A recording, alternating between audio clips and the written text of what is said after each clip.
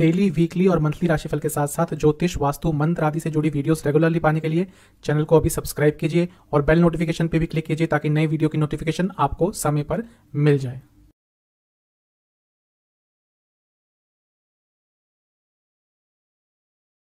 ओम गणेशाय नमः। ओम नमः शिवाय। मैं निखिल ज्योतिष आचार्य आप सभी का मेरे चैनल पे पुनः स्वागत करता हूं। आशा करता हूं आप सभी स्वस्थ होंगे। महादेव की कृपा आप सभी पर सदैव बनी रहे। ये वीडियो है जमिनाय यानी कि मिथुन के दिसंबर 2022 के मासिक राशिफल के बारे में, मंथली हॉरोस्कोप के बारे में।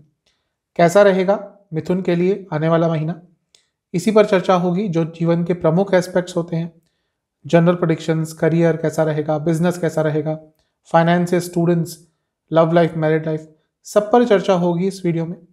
और वीडियो के बीच में ही इन सभी चीज़ों के लिए मैं कुछ आसान उपाय भी बताता चलूँगा। कहाँ से देखे राशिफल? जैसा मैं हर बार कहता हूँ कि लग्न से हमेशा बेटर रिजल्ट मिलते हैं, तो आप लग्न से ऑब्जर्व करेंगे तो अच्छा रहेगा। इनकेस लग्न नहीं पता तो राशि से दे सकते हैं। लग्न और राशि से अलग अलग राशिफल नहीं बनते।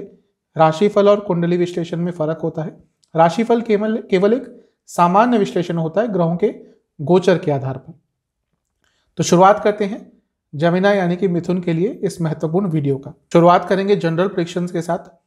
बुध सप्तम में आ जाएंगे महीने की शुरुआत में ही, कि आपके लिए अच्छा रहेगा क्योंकि लग्न के स्वामी है। लग्न को देखेंगे, राजयोग बनाते हुए देखेंगे, अच्छा रहेगा। शुक्र भी 5 तारीख को आ जाएंगे सप्तम भाव में, लग्न को देखेंगे, ये भी अच्छा है। 2 शुभ ग्रह हैं, अच्छी पोजीशन में है, राजयोग बनाते हुए लग्न को देखेंगे, अच्छा प्रभाव रहेगा। क्योंकि शुक्र 12वें घर के भी स्वामी है, ये नहीं भूलना चाहिए। तो खर्चे थोड़े आपके इस महीने अधिकतम रहेंगे, ज़्यादा रहेंगे, उन पर थोड़ा सा कंट्रोल कीजिएगा। यदि आप देश से बाहर जाना चाहते हैं उसके लिए महीना बहुत अच्छा है, क्योंकि शुक्र जैसा मैंने कहा 12वें घर के स्वामी है, सप्तम में आ जाएंगे। दोनों ही भाव बाहर जाने से कहीं ना कहीं संबंधित होते हैं और लग्न को देखेंगे। जो लोग देश से बाहर जाने का प्रयास कर रहे थे, महीना उनके लिए अच्छा है। मंगल वक्री होकर 12वें घर में रहेंगे। अब ये अच्छा है क्योंकि विपरीत राजयोग बना रहे हैं और क्रूर ग्रह है, वक्री पोजीशन में है। तो ये महीना है कि आपको अपने रुके हुए कार्य पूरे करने हैं, उसमें मंगल का आपको साथ अवश्य प्राप्त होगा। लेकिन क्योंकि आपका जो लग्न है वो मिथुन है, बुध उसके स्वामी है, कभी कभी मंगल की ऊर्जा को बर्दाश्त नहीं कर पाते और इस महीने वो आपके लग्न के स्वामी को भी अपनी 8वीं दृष्टि से देखेंगे। तो इसका थोड़ा नकारात्मक प्रभाव भी पड़ सकता है। डिस्ट्रैक्शन थोड़ी रह सकती है, ऊर्जा गलत डायरेक्शन में लगेगी, इसके कारण भी नकारात्मक प्रभाव होंगे। और कहीं ना कहीं ये मंगल दोष भी बना रहा है, क्योंकि 12वें में है मंगल, तो मैरिड लाइफ में भी प्रॉब्लम आ सकती है। लेकिन क्योंकि मंगल 11वें भाव के स्वामी है, दोबारा 12वें घर में ही बैठे हैं, तो कहीं ना कहीं बताता है कि यदि आप बाहर से संबंधित कोई कार्य करते हैं, एमएनसी में कार्य करते हैं, तो ये महीना अचानक से लाभ हो सकता है। राहु 11वें में है तो पैसा तो आ ही रहा होगा, पैसा देते हैं 11वें भाव में बैठकर, पर थोड़ा लालच अब बढ़ता जा रहा है, ऐसा दिख रहा है। ज्यादा ही कोई लुभावनी चीज की तरफ जाते हुए दिख रहे हैं, वो आपको नुकसान भी दे सकती है। ध्यान आपका बहुत भटकेगा और स्पेशली रिलेशनशिप में या मैरिड लाइफ में, या ऑलरेडी वो चीजें चालू हो चुकी होंगी। थोड़ा अपने ऊपर नियंत्रण रखिएगा।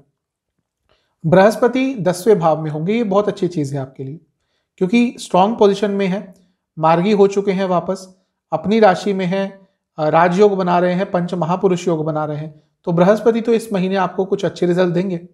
करियर के संबंध में ज्यादा अच्छा होगा क्योंकि 10वें स्थान में ही बैठे हुए हैं। जॉब चेंज के लिए भी ये महीना कहीं ना कहीं अच्छा ही है। शनिदेव 8वें घर में है और बढ़ रहे हैं 9वें स्थान के लिए, यानी कि आपके भाग्य स्थान के लिए। ये भी कहीं ना कहीं आपके लिए बहुत अच्छा है।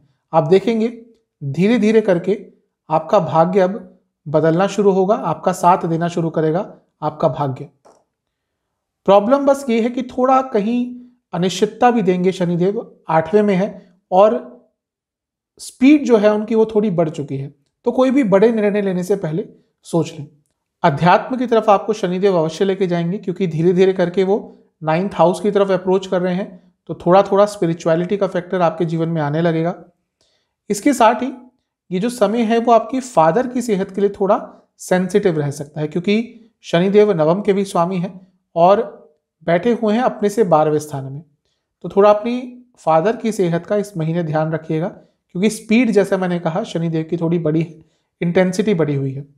केतु का पंचम में होना आपके बच्चों की सेहत के लिए बहुत अच्छा नहीं है, और हो सकता है आपके उनसे संबंध भी थोड़े बिगड़ जाएं। वह कपल जो कंसीविंग के लिए ट्राई करेंगे उनके लिए महीना थोड़ा प्रॉब्लमेटिक हो सकता है, ईजिली कंसीविंग नहीं हो पाएगी, थोड़े विघ्न आएंगे। कुछ स्पेशल चीज़ों का ध्यान रखिएगा। सबसे पहले तो कम्युनिकेशन पे ध्यान देना है। इस महीने आपको इंस्पिरेशन ढूंढनी पड़ेगी इस महीने, यदि जीवन को आगे लेके जाना है। डिस्ट्रैक्शन से अपने आप को दूर रखना है, जैसा मैंने शुरू में कहा था, और एग्रेशन पर भी कंट्रोल कीजिएगा, क्योंकि लग्न के स्वामी पर मंगल का प्रभाव रहेगा, और वो भी वक्री पोजीशन में है मंगल। अपने एटीट्यूड को थोड़ा रिलैक्स रखिएगा, जब लगे कि ब्रेक लेना है लीजिएगा, और गाइडेंस भी इस महीने आपको किसी ना किसी से लेनी पड़ेगी। हो सकता है पर्सनल लाइफ में हो या प्रोफेशनल लाइफ में हो। जो भी आइडियाज आते हैं उन पे काम कीजिएगा, बहुत महत्वपूर्ण रहेगा आपके लिए। इसके साथ ही एक और चीज़ कहूँगा कि अपने उन दुश्मनों से इस महीने थोड़ा सावधान रहिएगा जो हिडन एनिमीज होते हैं, जो अप्रत्यक्ष दुश्मन होते हैं, जो आपके मुख पर तो बहुत अच्छे होते हैं लेकिन हमेशा आपको नुकसान देने की कोशिश करते हैं। ऐसे लोगों को जानने की कोशिश कीजिएगा। फाइनेंशियल चीज़ों को लेकर बहुत अचानक से कोई निर्णय लेने से बचिएगा। उपाय ओवरऑल आपके लिए यही रहेगा कि गणेश जी को दुर्वा अर्पण करें और मोदक का भोग लगाएं महीने की शुरुआत में ही, और गुड़ का दान करें। जहाँ तक करियर की बात है, जैसा मैंने कहा ओवरऑल अच्छा है। बृहस्पति बैठे रहेंगे आपके 10वें स्थान में, ये अच्छा ही रहेगा आपके लिए। अच्छी पोजीशन में है, मार्गी हो गए हैं, जो डिलेज हो रहे थे अब दूर होना शुरू हो जाएंगे। अचानक से नया जॉब का ऑफर भी आ सकता है, और एक नई ऊर्जा आपके अंदर रहेगी अपने कार्य क्षेत्र को लेकर। नए रोल्स आपको मिल पाएंगे, नई पॉजिटिविटी आपके जीवन में आ सकती है। इसके साथ ही एक और चीज़ कहूँगा कि थोड़ा सा इस महीने अपनी कम्युनिकेशन पर और अपने मैनेजमेंट स्किल्स पर ध्यान दीजिएगा, वहाँ पर थोड़ी प्रॉब्लम आ सकती है। अगर आप communication based, management based, industrial based, administrative based कुछ भी कार्य करते हैं तो ये महीना कहीं ना कहीं आपको आगे लेके जाता हुआ दिख रहा है। कुछ स्पेशल पॉइंट्स, हर चीज़ को कंट्रोल करने का प्रयास मत कीजिएगा। इंस्पिरेशन आपको बहुत ढूंढनी पड़ेगी अपने कार्य क्षेत्र में, बहुत इंपॉर्टेंट रहेगा आपके लिए। और डबल माइंडेड जब हो कोई निर्णय मत लीजिएगा, वो अच्छे होते हुए कार्य को भी कहीं ना कहीं आपके लिए नकारात्मक कर देगा। आपको इस महीने इमोशन से कोई निर्णय नहीं लेने, लॉजिकल होकर, प्रैक्टिकल होकर निर्णय लेने हैं। गलतियां यदि होती हैं तो उनको झटपट सुधार लीजिएगा, क्योंकि वो मौका आपको मिलेगा, लेकिन अगर डिले कर दिया तो प्रॉब्लम होगी। कुछ ना कुछ आपको अपने जीवन में सैक्रिफाइस करना पड़ेगा, अपनी आदतों को बदलना पड़ेगा, यदि आप अपने करियर को आगे लेके जाना चाहते हैं। उपाय आपके लिए इस महीने का करियर के लिए रहेगा कि महीने की शुरुआत में ही चने की दाल का दान कर दें। जहाँ तक बिजनेस की बात है, बुध जो लग्न के स्वामी है वो सप्तम में आ जाएंगे आपके लिए। ये अच्छा है, क्योंकि लग्न के स्वामी जिस भी भाव में आते हैं वहाँ की शुभता को बढ़ाते हैं। शुक्र भी आ जाएंगे 5 तारीख को, 5 दिसंबर को, और बृहस्पति अच्छी पोजीशन में हो जाएंगे, क्योंकि सप्तम के स्वामी है तो उनका अच्छी पोजीशन में होना भी आपके लिए शुभता ही लाएगा। और सूर्य जो लग्न से 3रे भाव के स्वामी है और सप्तम से 9वें भाव के स्वामी है, वो भी कहीं ना कहीं आपके लिए जब महीने के मध्य भाग में 7वें भाव में आएंगे अच्छा प्रभाव देकर जाएंगे। तो ये जो महीना है आपके लिए ठीक ही दिख रहा है। एक्टिव रहना पड़ेगा, अपने बिजनेस को नई डायमेंशंस में लेके जा सकते हैं, और नए प्रोजेक्ट्स भी आपके इस महीने शुरू हो सकते हैं। अगर आप फैशन, एग्रीकल्चर, मेडिसिन या कम्युनिकेशन इनसे बेस्ड कुछ भी बिजनेस करते हैं तो ये महीना आपके लिए अच्छा ही है। कुछ स्पेशल चीज़ों का ध्यान रखिएगा। सबसे पहले अपने बिजनेस की ब्रांड वैल्यू बनानी है आपको, नई इन्फॉर्मेशन आपको लेके आनी है, नई इन्फॉर्मेशन पे काम करना है, और प्रेजेंट मोमेंट में ज़्यादा रहना है, अच्छे टाइम का यूटिलाइजेशन करना है। ओवर एक्साइटमेंट में आके कुछ भी मत कीजिएगा, और अपने बिजनेस के एक्सपेंशन पे आपको बहुत कार्य करना है। नए आइडियाज़ अवश्य आएंगे, उनका उपयोग कीजिएगा। नई अपॉर्चुनिटीज़ अवश्य आएंगी, उनका उपयोग कीजिएगा। उपाय यह है कि आपको केसर और दूध मिलाकर शिवलिंग का अभिषेक करना है। ये महीने के शुरुआती भाग में ही कर लीजिएगा, आपके लिए अच्छा रहेगा। जहाँ तक फाइनेंस की बात है, 11वें भाव में राहु है, और दूसरे भाव को देखें तो बृहस्पति और शनि दोनों देख रहे हैं, तो ये भी आपके लिए बहुत अच्छा रहेगा। बता रहा है कि पैसा भी आएगा, इन्वेस्टमेंट भी होगी, पैसा बचेगा भी। तो धन के हिसाब से तो ये महीना बहुत अच्छा रख रहा है। जैसा मैंने कहा, दूसरा भाव एक्टिवेट हो रहा है, यानी कि पैसा अचानक से आ सकता है। कारण ये भी है कि शनि देव 8वें घर से देख रहे हैं।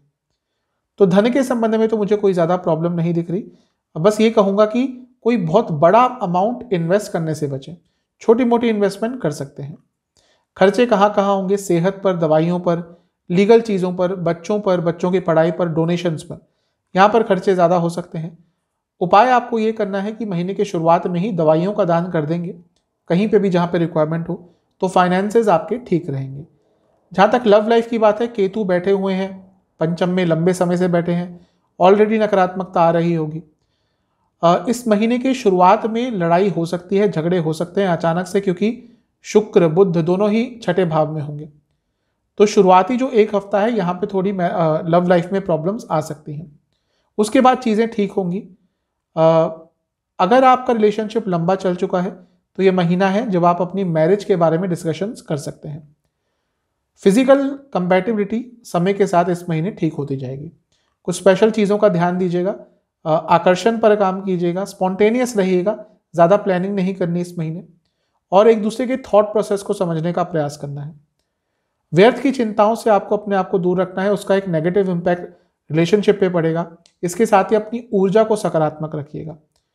अपने फैमिली मेंबर्स को, अपने दोस्तों को ज़्यादा इन्वॉल्वमेंट मत दिखाने दीजिएगा अपने रिलेशनशिप में। उपाय ये करना है कि आपको गणपति जी को महीने के शुरुआत में ही मिश्री का भोग लगा देना है। इससे लव लाइफ स्टेबल रहेगी। जहाँ तक वैवाहिक जीवन की बात है, जैसा मैंने कहा था मंगल दोष बन रहा है, तो ये मंगल के वक्री होने का प्रभाव और मंगल दोष के साथ साथ सप्तम भाव पे दृष्टि का भी प्रभाव थोड़ा ज़्यादा रहेगा। ज़्यादा अच्छा नहीं रहेगा आपके लिए मैरिड लाइफ। शुक्र सप्तम में आ जाएंगे 5 तारीख को। उसके बाद का जो एक हफ्ता है ये तब भी थोड़ा अच्छा रहेगा, लेकिन क्योंकि इतना सारा प्रभाव है, मंगल दोष है, मंगल का प्रभाव है, वो भी वक्री अवस्था में है, तो प्रॉब्लम्स बढ़ेंगी। डिस्ट्रैक्शन हो सकता है, आपका मन भटक सकता है, आपके लाइफ पार्टनर का मन भटक सकता है। सूर्य भी सप्तम में आ जाएंगे 16 तारीख को, ये भी थोड़ा प्रॉब्लमेटिक हो सकता है। तो मैरिड लाइफ के लिए बहुत अच्छा नहीं है ये जो महीना है, प्रॉब्लम्स बढ़ेंगी। चीज़ों का ख्याल क्या रखना है कि आपको अपनी मैरिड लाइफ पर काम करना होगा, कम्युनिकेशन बढ़ाना होगा, आपको एक दूसरे को स्पेस देना होगा। ज़्यादा इन्वॉल्वमेंट भी कभी कभी प्रॉब्लमेटिक होता है। एक दूसरे को समय तो देना है, इसका मतलब ये नहीं कि 24 घंटे एक दूसरे के साथ रहना है। स्पेस दीजिएगा, एक रिलैक्स एटमॉस्फेयर क्रिएट कीजिएगा, और आपको डिटैचमेंट से बचना है। ऐसा नहीं कि छोड़ ही दिया एकदम अपने लाइफ पार्टनर को, वो वाली फीलिंग अगर आ गई इस महीने तो वो भी कॉम्प्लिकेट चीज़ों को कर सकती है। ज़्यादा भी आपको कॉम्प्रोमाइज़ नहीं करना, उससे आपको फॉर ग्रांटेड लेना शुरू कर देंगे, और कोई बड़ा निर्णय अचानक से मत लें। आपको उपाय क्या करना है, आपको गुलाब जल और गंगा जल मिलाकर आपको शिवलिंग का अभिषेक करना है। ये कर देंगे तो मैरिड लाइफ फिर भी थोड़ी बहुत ठीक रहेगी। जहाँ तक सेहत की बात है, लग्न के स्वामी छठे भाव से बाहर आ जाएंगे, तो ये थोड़ा ठीक दिखा रहा है। चीज़ें धीरे धीरे करके बेटर होंगी। इस महीने आपको डाइजेस्टिव डिसऑर्डर्स बहुत तंग करने वाले हैं, लिवर की प्रॉब्लम बहुत तंग करने वाली है, डायबिटीज़ थोड़ा बहुत तंग करेगी अगर ऑलरेडी डायबिटीज़ है तो, और नहीं है अगर बॉर्डर केस पे है तो थोड़ा ध्यान दीजिएगा। संभावना हो सकती है कि डायग्नोज हो जाए, ये उनके लिए है जो थोड़ा एक्टिव कम रहते हैं। इंटेस्टाइन से जुड़ी प्रॉब्लम तंग करेगी, नसों की प्रॉब्लम तंग करेगी, और इन्फेक्शंस भी आपको इस महीने काफ़ी तंग करेंगे।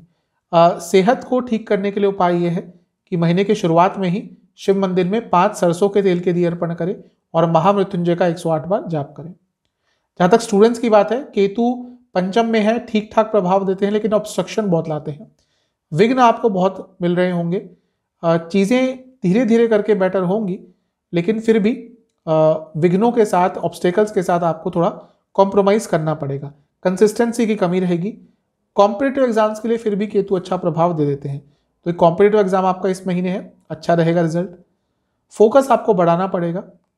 अगर आप कंप्यूटर फील्ड से जुड़ा या आईटी से जुड़ा कोई स्टडी करते हैं तो ये महीना आपके लिए फिर भी अच्छा है।